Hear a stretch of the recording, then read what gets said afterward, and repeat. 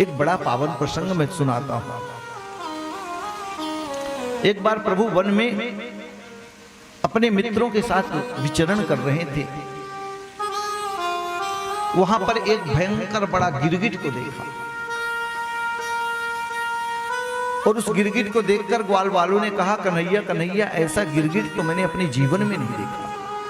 अच्छा, प्रभु जैसे जाते हैं वैसे ही प्रभु का दर्शन मात्र से अपने वास्तविक रूप से वो गिरगिट आ गया। प्रभु ने पूछा, आप कौन हो? परिचय देता। किन्नगो नाम नरेंद्रश्च इच्छाकुतनयः प्रभो दानि स्वाख्यमानेषु यदि ते कर्मस्पृशम्।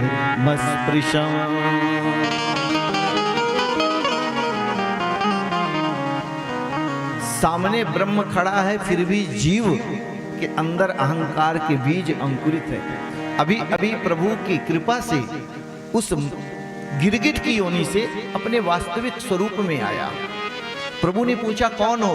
तो परिचय भी देता है तो ऐसे कि जैसे अभी उसने क्या हासिल कर लिया, नहीं जानते। बोले, जानता तो मैं पूछता ही क्यों? तब परिचय देता है कि नृगो नाम नरेंद्रश्च इक्ष्वाकु तनयः प्रभु, मैं इक्ष्वाकु वंश का नृग नाम का राजा हूं। प्रभु ने पूछा, तो फिर गिरगिट काहे के लिए बन गए भैया? बोले, वो तो अभी क्या बतलाऊं, मैं बताता हूं। कोई आकाश के तारे गिन सकता है, परात में भरी हुई राई होती है ना, उसके दाने गिन सकता है, लेकिन मेरे से बढ़कर संसार में कोई दानी नहीं है बढ़कर। प्रभु मुस्कुराए, वाह। प्रभु कहते हैं कि जब इतने बड़े दानी थे तो तुम गिरगिट क्यों बने? क्या दान करते थे? बोला, मैं गाय का दान करता था। तो गिरगिट क्यों बन गए गाय का दान? तब तुम बूढ़ी ठेली गाय का दान करते रहे होगे या गोबर देने वाली गाय का दान करते रहे होगे। गाय दान की एक विधि ही भी है। कैसी गाय दान करें? ये नहीं कि हम गाय दाने में किस श्रेणी। आजकल तो गंगा जी के किनारे जाओ, महाराज गंगा जी के किनारे पंडा लोग 11 रुपए में गौदान कराते हैं, और गौदान करने वाले भी 11 रुपए में गौदान करके आते हैं। 11 रुपए में एक गिलास दूध नहीं मिलता, गाय कहां से मिलेगी बताओ? और हम बड़े अच्छे से प्रसन्न होकर के, वाह क्या संतोषी पंडा मिला है कि 11 रुपए में गाय का दान करा रहा है।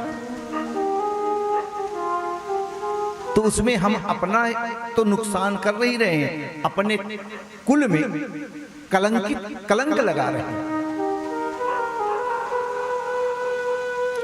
प्रभु पूछते हैं, जब इतने बड़े दानी थे, गाय दान करते थे, तो तुम फिर गिरगिट क्यों बन गए?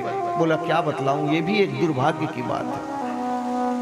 प्रभु ने कहा, ऐसी गाय दान करते रहे होगे जो किसी कार्य की ना हो, सिर्फ गोमूत्र और गोबर ही देने वाली हो।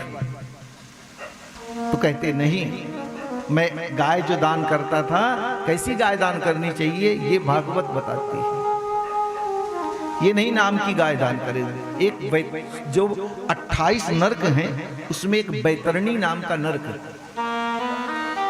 जो पस का होता है।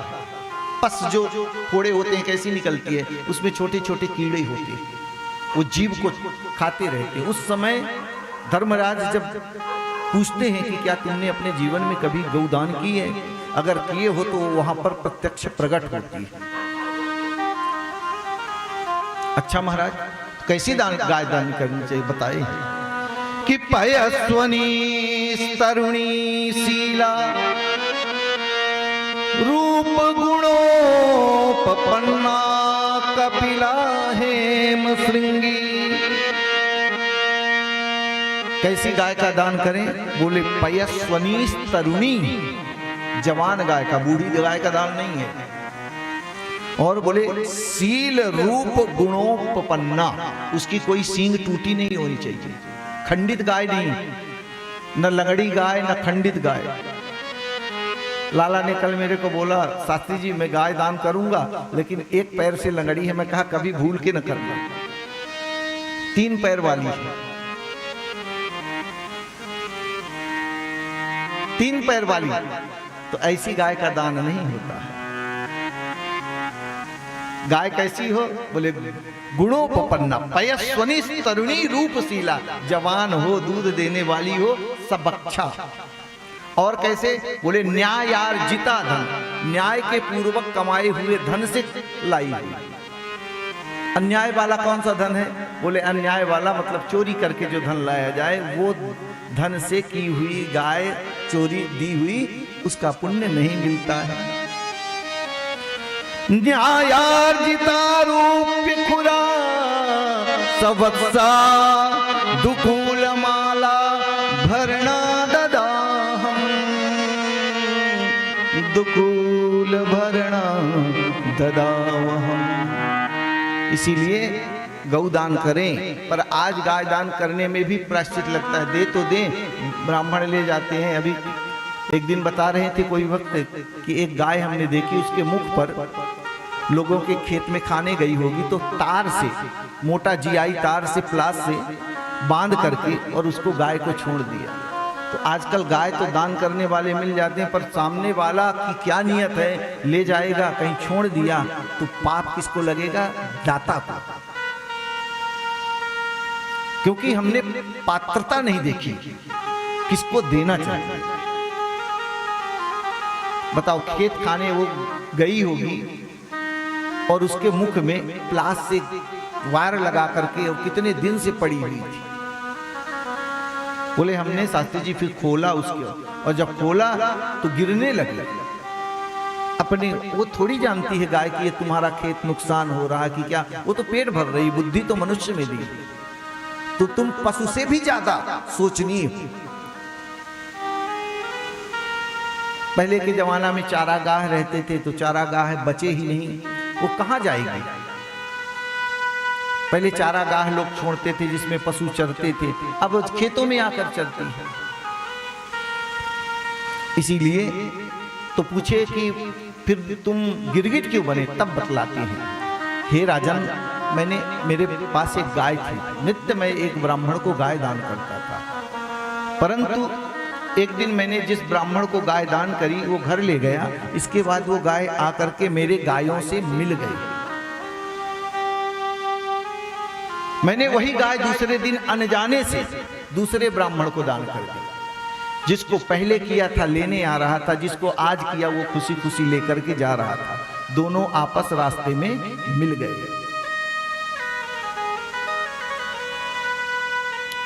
दोनों में एक कहता है ये मेरी गाय, दूसरा कहता है राजा ने, मृग ने मेरे को दान दी है। दोनों में द्वंद्व युद्ध हुआ। अंत में राजा के पास गए, राजा से बोले, राजा ने कहा हाँ मैंने इनको भी कल गाय दान दी थी, यही गाय आज मैंने आपको दी अनजान में, इसके बदले में 150 गाय और आप ले जाओ। बोला नहीं, अब तो स्वाभिमान की बात आ गई, लूंगा तो यही गाय। दूसरे से कहे भैया आप इसके बदले में ले लो, हजारों गाय मैं देता हूं। बोले ना, मैं लूंगा तो इसी को लूंगा। अब तो सम्मान की बात हो गई है, अब गाय की बात रही ही नहीं गई। अंत में दोनों ब्राह्मणों ने उस गाय को मेरे गोहदे में ही छोड़ करके और भला बुरा करते हुए चले गए। अंत में मेरी मृत्यु हुई, क्योंकि जिसका जन्म हुआ है उसकी मृत्यु अवश्य होगी। कोई यहां अमृत पान करके नहीं आया है कि ना हम हालाहलम मन्ये विषम यत् प्रतिक्रिया ब्रह्मस्वं ही विषम प्रोक्तम नास्य प्रतिविधि। भगवान कहते हैं मैं हालाहल विष से नहीं डरता हूं। तो किससे डरते हो? बोले किसी ब्राह्मण का अनजान से 1 रुपए, एक अंश भी धन हमारे पास आ जाए, वह विष के तुल्य हो जाता है। बार मथे घृत होत है, सिकता ते पड़ते। यद्यप रेत को मथने से कभी तेल नहीं निकल सकता, फिर भी उसमें कहीं निकल जाएगा, घी निकल आएगा। घास से कभी तेल नहीं निकलता, पर उसमें से भी किसी काल में कदापि तेल निकल सकता है। बड़ा सुंदर। अंत में मेरी मृत्यु आई। धर्मराज ने पूछा, पुण्य बहुत है, पाप थोड़ा है, पहले क्या भोगोगे? मैंने कहा पहले मैं तो पाप ही भोगता हूं, पुण्य है, सारा जीवन में पुण्य भोगता रहूंगा। पुण्य भोगा, उस पाप को भोगने के लिए तुरंत मुझको गिरगिट की योनि प्राप्त हो गई। जो मैंने सत्कर्म किए थे, पुण्य किए थे, दान किए थे, उसकी बदौलत आज आपके वास्तविक स्वरूप का प्रभु दर्शन हुआ और हमको ये गिरगिट योनि से मुक्ति मिल गई। बोल द्वारिकाधीश भगवान की जय।